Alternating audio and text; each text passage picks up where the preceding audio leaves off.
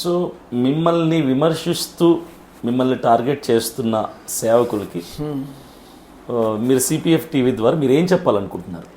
ఏం లేదా, మిమ్మల్ని విమర్శించే వాళ్ళకి నేను ఒకటే నమ్ముతా అన్నయ్య. ఫస్ట్ నా ఫాస్టింగ్ ప్రేయర్ 21 డేసే. విమర్శలు ఎప్పుడైతే ఎక్కువైనాయో అప్పుడు 40 డేస్లోకి ప్రమోషన్ అయింది. నేను ఒకటే నమ్ముతా, గొలియాతు లేకపోతే దావీదుకు సింహాసనం లేదు, యోసేపుకు జైలు జీవితం లేకపోతే ప్రధానమంత్రి అభిషేకం లేదు. ఆ కళలు దర్శనాలు చూసి అభిషేకం ఎక్కడిది? ఎప్పుడైతే జైలుకి వెళ్ళాడో, ఎప్పుడైతే ఆ జైల్లో కన్నీరు గార్చాడో, ఎప్పుడైతే ఆ కన్నీరు గార్చి ప్రభు పాదాలు పట్టుకోవడం స్టార్ట్ చేశాడో ఒక వరాన్ని పొందుకున్నాడు. దర్శనాలు చూసే వరం, అభిషేకం, నింపబడ్డాడు అంతే. ఎప్పుడైతే మనకు గొలియాతులు ఎంటర్ అవుతాడో, ఎప్పుడైతే మనకు కష్టాలు ఎదురవుతాయో అప్పుడే మనలో నుంచి ఐశ్వర్యాన్ని దేవుడు బయటికి తీస్తాడు. విమర్శించేటోళ్ళు ఉంటావా అన్నయ్య, డాడీ? పాస్టర్ అమ్మతేజ అందరికీ నచ్చాలని ఏం లేదు కదా. అందరికీ మనం సాటిస్ఫై చేయాలంటే, అందరూ పాస్టర్ అమ్మతేజని ఇష్టపడాలంటే అది కుదరదు డాడీ. ఒకరికేమో అమ్మతేజ ఏంటి, అమ్మతేజ అంటే ఏంటి డాడీ? ఆ పేరు నచ్చదు, నేనేం చేయాలా? దాన్ని నేను మార్చుకోగలుగుతానా? నా తల్లి పెట్టిన పేరు అది. మా అమ్మ చనిపోయి ఎక్కడో ఉంది. మా పాస్టర్ బాప్తిసం తీసుకున్నప్పుడు కూడా పేరు మారుస్తా అన్నాడు.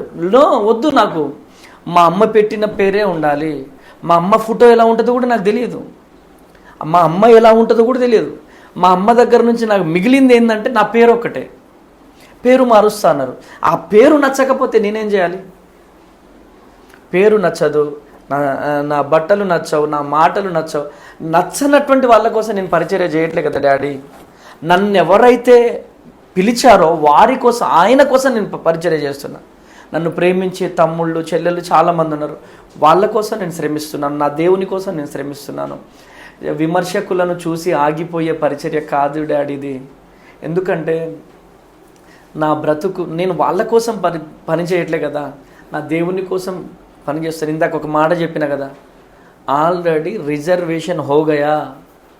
ఆ రిజర్వేషన్ టికెట్ మన జేబులో ఉన్నప్పుడు ఎంతమంది వచ్చి చెయ్యి పట్టుకొని వచ్చి లేపితే కుదురుతుందా డాడీ? కుదరదు. టీసీని పిలుస్తాం మనం, అంతే. టీసీ వచ్చి జడ్జిమెంట్ ఇస్తాడు కదా. ఆల్రెడీ రిజర్వేషన్ హోగయా. ఎంతమంది చేతులు బట్టి లాగినా, ఎంతమంది కాళ్ళు బట్టి లాగినా కింద పడేస్తారేమో, ఒక 20 సార్లు పడేస్తారేమో, కానీ రిజర్వేషన్ అయితే అయిపోయింది. ఒక రోజు ఉంది, అందని చేతులు అందని రోజు, కాళ్ళు అందని రోజు, ఒక రోజు ఉంటుంది. అప్పుడు అలా చూస్తారు అంతే. పిలిచిన దేవుడు నమ్మదగిన దేవుడు డాడీ. ఎంతమంది అయితే నన్ను విమర్శిస్తున్నారో వాళ్ళందరికీ ప్రభు పేరిట వందనాలు. వాళ్ళు చేయబట్టే ఈ కటిక ఉపవాసం, వాళ్ళు చేయబట్టే ఈ 40 రోజుల ఉపవాసం, వాళ్ళు చేయబట్టే ఈ రోషం కలిగిన పరిచర్య, వాళ్ళు చేయబట్టే దేవుని కృప నా మీదకి అధికమవుతుంది.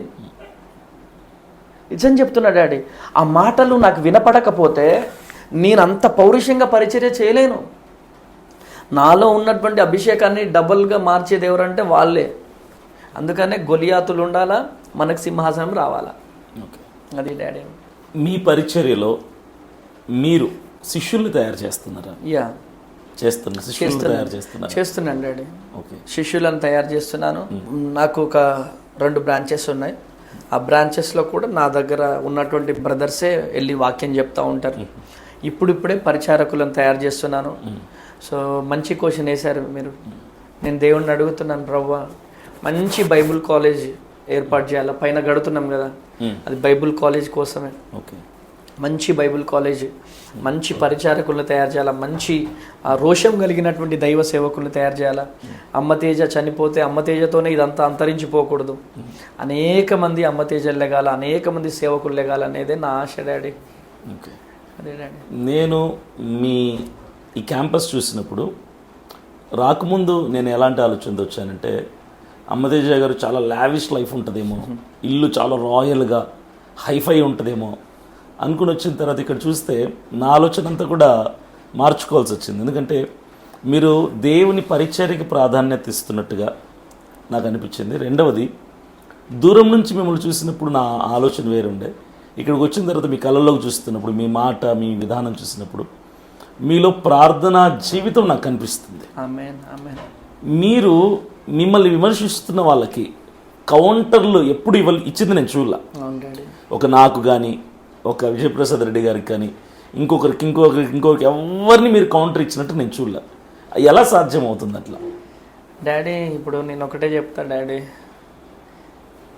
అంటే మీ లైఫ్ స్టైల్ వేరు డాడీ. ఇప్పుడు మీరు బ్రతికిన విధానం వేరు, నా లైఫ్ వేరు. ఇప్పుడు నా గురించి తెలియకుండా మీరు ఎన్ని మాట్లాడినా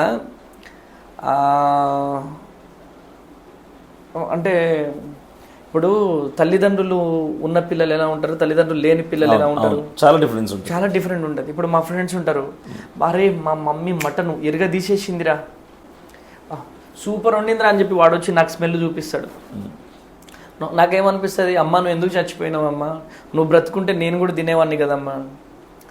నా జీవితంలో నలిగిపోయి నలిగిపోయి నలిగిపోయి కుమిలిపోయి ఉన్న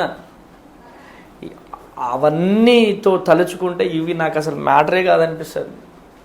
నా జీవితంలో చిన్నప్పటి నుంచి కదా డాడీ, ఇప్పుడు మా పెద్దమ్మ వాళ్ళ ఇంటికి వెళ్తే గెంటేస్తారు, పో మా ఇంటికి వస్తావేంద్రా అంటారు. అలాంటి క్షణాలు ఎన్నో.